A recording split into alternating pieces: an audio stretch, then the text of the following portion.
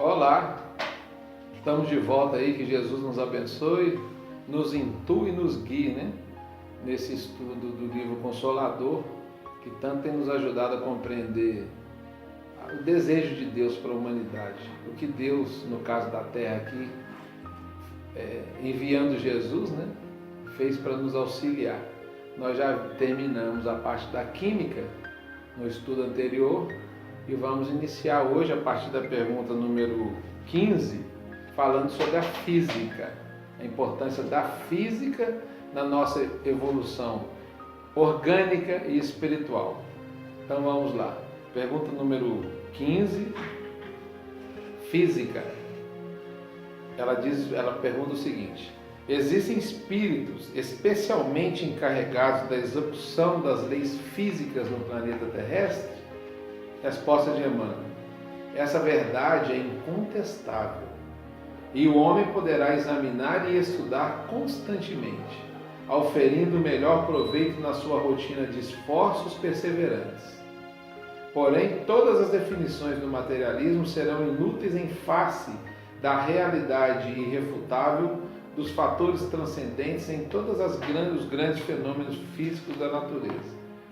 Então ele está perguntando se existem espíritos especialmente encarregados da execução das leis físicas da natureza. A gente aprendeu pela doutrina que tem os espíritos elementais, né, que os prepostos dos engenheiros siderais utilizam através do conhecimento da atitude deles para organizar a chuva, organizar as estações do ano, né, auxiliar a humanidade. Aí o Emmanuel fala que isso é uma verdade, existem espíritos encarregados dos fenômenos da natureza. Mas é inútil, através de todas as definições do materialismo, tentar entender ainda, se não abrirmos o coração para Deus e para a evolução moral gradativa, esses fatores transcendentes da evolução em todos os grandes fenômenos físicos da natureza. Então ele fala que por enquanto a gente vai ficando com as explicações da física, da química, da biologia, e um dia, à medida que nós formos evoluindo, nós vamos entendendo, nós iremos entender a participação dos espíritos encarregados da manutenção, né, da organização e da execução das leis físicas na natureza. Pergunta número 16.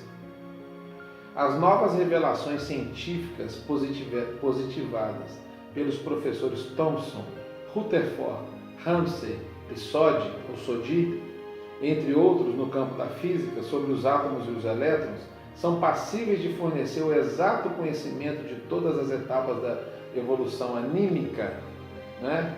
Então, nós consultamos, né? Nós vamos trazer quem foram essas pessoas que ele falou. Professor Rutherford, Ernest Rutherford, né? Ele nasceu na Nova Zelândia em 30 de agosto de 1871, né? Ele é neozelandês, naturalizado britânico, e faleceu em Cambridge, na Inglaterra, 19 de outubro de 1937. Foi um físico e químico neozelandês, naturalizado britânico, que se tornou conhecido como o pai da física nuclear. E no trabalho, no começo da carreira dele, ele descobriu o conceito de meia-vida radioativa. Provou que a radioatividade causa a transmutação de um elemento químico em outro elemento químico e também distinguiu e nomeou as radiações alfa e beta. Foi premiado com o Nobel de Química em 1908 por suas investigações sobre a desintegração dos elementos e a química das substâncias radioativas. O outro que ele pergunta, né? Ele pergunta se, a pergunta que é feita para o Emmanuel, se essas novas revelações científicas da física, positivadas por esses professores, né, podem fornecer o exato conhecimento de todas as etapas da evolução anímica. O outro que ele fala aqui, William Ramsay, Sir William Ramsay, né, as pesquisas do químico William Ramsay levaram à descoberta de 4 novos gases nobres: o neônio, o argônio, o criptônio e o xenônio. E ele foi um cientista escocês, nascido em Glasgow, em 2 de outubro de 1852. Estudou nas universidades de Heidelberg, onde foi aluno do químico Robert Bunsen, e a Universidade de Tübingen, na Alemanha, e lecionou nas universidades de Bristol e Londres. O trabalho dele, principalmente, ele estudou a ação fisiológica dos alcaloides, que são complexos compostos químicos derivados dos vegetais. Estabeleceu sua relação com a peridina, um composto orgânico que contém nitrogênio e de estrutura química semelhante à do benzeno. Então esse é o William Ramsay. O outro que ele fala, que é o Thomson, né? Não, Frederic Soddy. Ele nasceu em Eastbourne, 2 de setembro de 1877, na Inglaterra, e faleceu em Brighton, 22 de setembro de 1956. Foi um químico inglês. Entre 1900 e 1902, ensinou química na Universidade McGill de Montreal, onde trabalhou com esse Ernest Rutherford em radioatividade. Rutherford e ele se deram conta de que o comportamento anômalo dos elementos radioativos era devido ao fato de que se transformavam em outros elementos. Então, ele auxiliou o Rutherford nessa descoberta de que a radioatividade transforma um elemento químico em outro elemento químico. Né? E o outro companheiro, Thomson, ele foi professor na Universidade de Aberdeen, onde realizou pesquisas relacionadas com a Primeira Guerra Mundial. E ele também investigou os elementos radioativos chamados protactínio, trabalho realizado independentemente, né, na Inglaterra e na Alemanha. Ele também estudou, né, ele que descobriu o conceito de isótopos radioativos. Então essas pessoas, né, naquela época, final do meio do século XIX ao princípio do século XX, eles trouxeram novos entendimentos sobre a física e sobre a química. Aí a pergunta por Emmanuel se essas pessoas, o estudo deles, poderia trazer esse exato conhecimento de todas as etapas da evolução anímica, evolução do espírito, né, estudando a física e a química. Aí a resposta do Emmanuel: a ciência propriamente humana poderá estabelecer bases convencionais, mas não a base legítima, em sua origem divina, porquanto os átomos e os elétrons são fases de caracterização da matéria, sem constituir o princípio nessa escala sem fim, que se verifica igualmente para os planos infinitamente pequenos. Então, como ele sempre respondeu, esses cientistas, apesar de serem enviados de Jesus e terem dado um passo de extrema importância no nosso entendimento desses estudos, dessas matérias, eles não têm a palavra final. Eles descobrem de maneira assim, incipiente, e depois essa descoberta vai evoluindo, como que se dá a evolução a partir do ponto de vista humano. Mas o Emmanuel deixa sempre claro que Deus está atrás de tudo isso. E a maneira da gente entender esses fatores transcendentes não vem pelos cientistas da Terra. Elas são pinceladas, elas são estimuladas, mas vem pelo entendimento da moral do Cristo, ou da moral cristã. Bom servo, foste fiel no pouco que eu te concedi, eu te concederei muito mais. Então, se eu multiplicar os talentos que Deus me deu, gradativamente eu vou entendendo como que se dá essa evolução feita pelo divino Criador de tudo que é Deus. Mas os cientistas humanos são extremamente necessários para que a gente possa entender, dentro do nosso ponto de vista e da nossa limitação, essa criação divina. Pergunta 17. Como são considerados no plano espiritual os conhecimentos atuais da física na Terra? Resposta. As noções modernas da física aproximam-se cada vez mais do conhecimento das leis universais, em cujo ápice repousa a diretriz divina que governa todos os mundos. Os sistemas antigos envelheceram.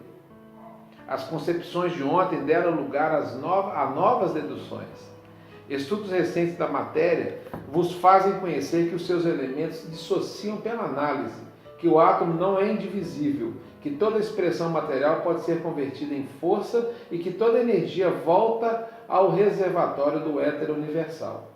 Com o tempo, as fórmulas acadêmicas se renovarão em outros conceitos de realidade transcendente, e os físicos da Terra não poderão dispensar Deus nas suas ilações, reintegrando a natureza na sua posição de campo passivo, onde a inteligência divina se manifesta.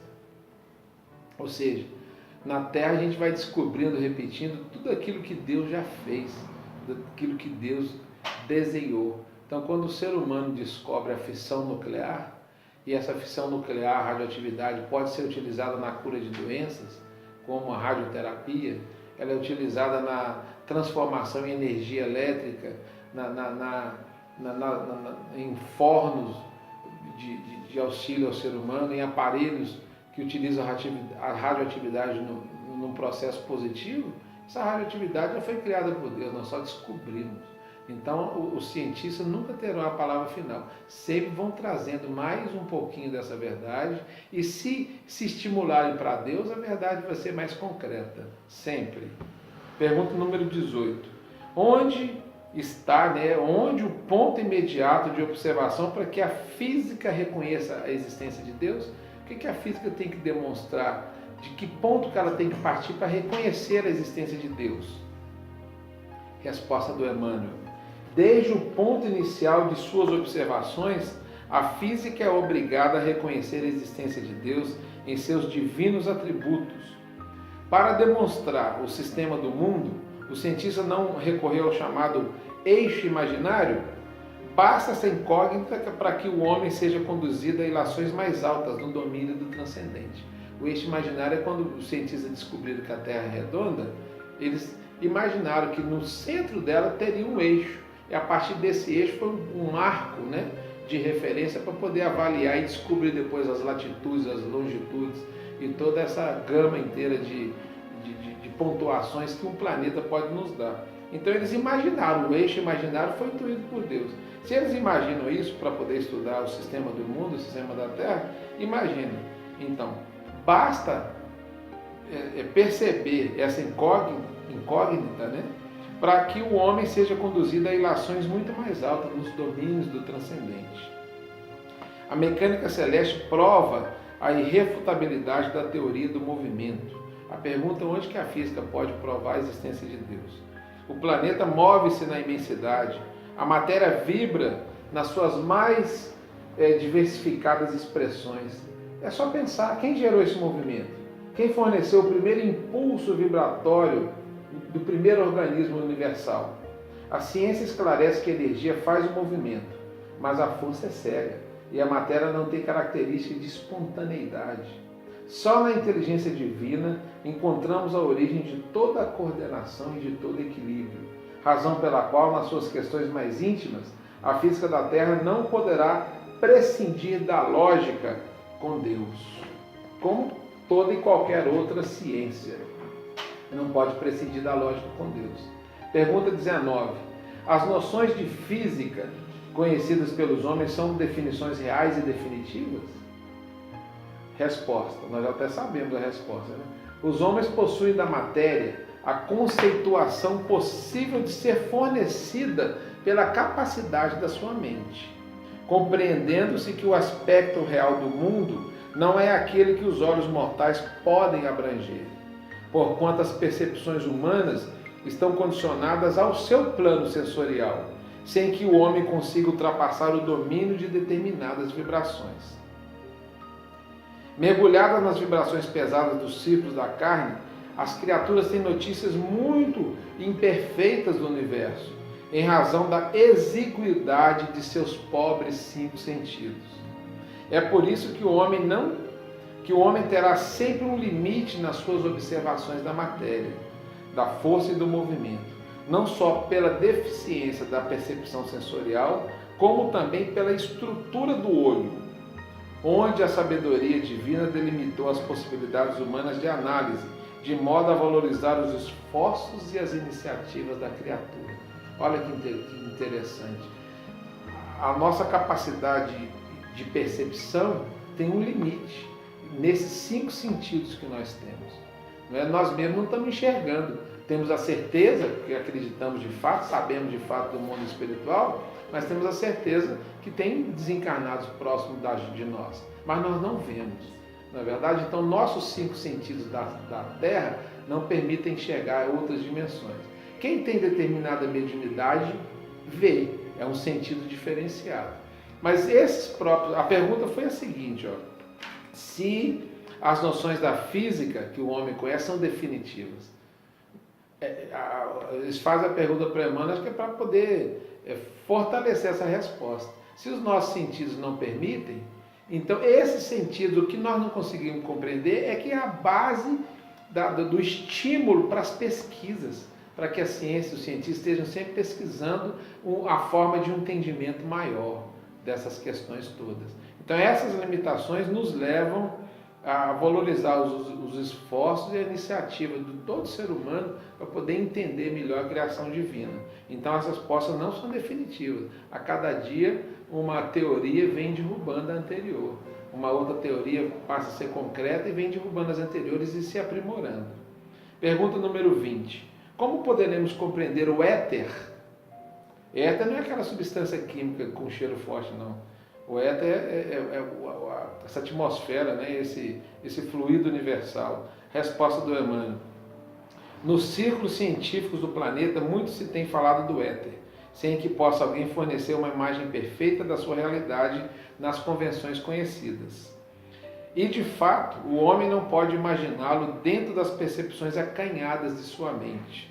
Parecida com a resposta anterior, né? Por nossa vez, o Emmanuel falando, não poderemos proporcionar a vós outros uma noção mais avançada em vista da ausência de termos de analogia. Emmanuel está falando que não dá para dar uma resposta mais exata, porque nós não temos analogia nenhuma para comparar com o que ele iria falar para a gente. Se, como desencarnados, começamos a examiná-lo na sua essência profunda, para os homens da Terra o éter é quase uma abstração.